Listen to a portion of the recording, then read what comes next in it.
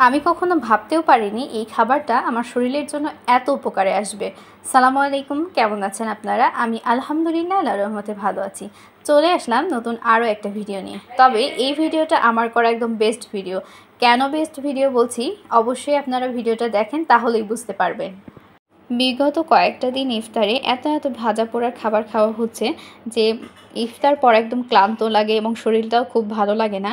আমার মনে হচ্ছিল যে এমন কোনো যদি খাবার পাইতাম যেটা পেটটাও ভরা রাখবে, শরীরটাকেও ক্লান্ত করবে না, তাহলে কিন্তু খুব ভালো হয়। এটা ভাবতে ভাবতে আমার মাথায় আসলো যে দই চিড়ার কথা। আমাদের বাসায় মোটামুটি সবারই পছন্দ এবং আমরা প্রায় এই দই চিড়াটা খাই। আমার কাছে খুবই ভালো লাগে।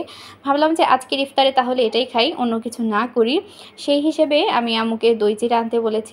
আম্মু এনেছে, বাহির থেকে টক দই এনেছে, চিড়া এনেছে। সেটাকে আমি একদম একটু ভিজিয়ে রেখেছিলাম। তারপর ভালোভাবে পরিষ্কার করে নিয়েছি, যতক্ষণ না সেই যে একটা কালো কালো ভাব থাকে না পানির, এই পানির ভাবটা দূর হওয়া পর্যন্ত। তারপর হাতের মুঠোয় নিয়ে এটাকে ভালোভাবে একদম রস মানে পানিগুলো বের করে নিচ্ছি, যাতে কোনো প্রকার পানি না থাকে। এর পরবর্তীতে একদমই শুকনো হয়ে গিয়েছিল, তো আমি একটু হালকা দুধ ব্যবহার করেছি এখানে। দুধগুলো দিয়ে মিক্সড করার পর এরপর আমি টক দই দিব। এই টক দইয়ের নাড়িটা ছোট একটা নাড়ি ছিল, এটার 3 ভাগের 2 ভাগে আমি এখানে ব্যবহার করেছি। এটা দিয়ে ভালোভাবে একদম মিক্সড করে নেব। এখন পর্যন্ত কিন্তু আমি কোনো চিনি ব্যবহার করিনি। চিনি ব্যবহার করেছি পরবর্তীতে, এবং কেন করেছি সেটাও বলবো। ভালোভাবে একদম মিক্সড করে নিয়ে এখানে আমি আরও একটু দুধ অ্যাড করব, যেন ক্রিমি ভাব আসে এবং দেখতে ভালো লাগে। এবং আমি এখানে আরও টক দই অ্যাড করেছিলাম পরবর্তীতে হালকা একটু। যত টক দইয়ের পরিমাণটা যত বেশি হবে তত মজা হবে এবং তত ভালো। এটা একটা বাটিতে রাখবো, এই জন্য সবগুলো বাটি একদম রেডি করে নিচ্ছিলাম। এবং একটা চিনি ছাড়া হবে, সেটা আমার বোনের জন্য, এর জন্য আগেই আমি এটা পেরে নিচ্ছি, তার জন্য তাকে দিব যেটা সেটা বেড়ে নিচ্ছি। আর এখানে যখন না বিভিন্ন ধরনের ফল ব্যবহার করা হবে, বিশেষ করে কলা বা খেজুর, তখন আর কোনো মিষ্টির প্রয়োজন নেই। কিন্তু আমার বাসায় আমার নানু আছে, সে চিনি ছাড়া খেতে পারে না, তাই পরবর্তীতে আমি এখানে আবার চিনি অ্যাড করেছিলাম। বললাম না যে আমি আরও টক দই অ্যাড করেছিলাম সেই জন্য।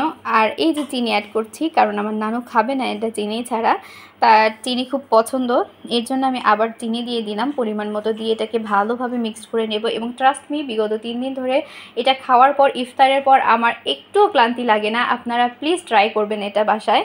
আর তারপর আমি এগুলোকে ফ্রিজে রেখেছি আরও একটু ঠান্ডা করার জন্য, যেহেতু ইফতারের অনেকটা আগে আমি এটা বানিয়েছিলাম, তাই জন্য ফ্রিজে রেখেছি। এখানে কলা কেটে নিয়েছি, তারপরে খেজুরগুলো কেটে নিয়েছি ডেকোরেশনের জন্য। আর ডেকোরেশন তাইতে বড় কথা হচ্ছে, এটা মানে কলা দিয়ে খেলে বা খেজুর দিয়ে খেলে এক্সট্রা কোনো চিনির প্রয়োজন হবে না এখানে। আলহামদুলিল্লাহ এত মজা ছিল এবং আলহামদুলিল্লাহ খুবই ভালো। আমি এখন এটা সন্ধ্যায় খাই, অর্থাৎ ইফতারে এখন আমি এটাই খাই, অন্য কোনো খাবার সেরকম খাওয়া হয় না।